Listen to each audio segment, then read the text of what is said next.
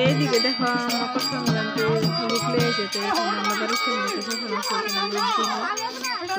সবাই দাঁড়াইছে একটু গান টান আর এদিকে আমরা বাড়ি ছেড়ে ডিবি রেলেছি একদম কমলা টমলা দিছে দিয়ে সব দোকানের মধ্যে দাঁড়ায় রাখছে মানে আমরা বাড়ি ঢুকবো।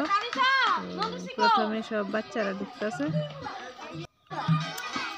সব বাচ্চারা উপস্থিত হইতেছে, তারা কমলা টমলা ধরবো চিল্লে কথা ধরবো আগে আগে সিট মতো দাঁড়ায় গেছে। আমাদের যদি ভালো লাগে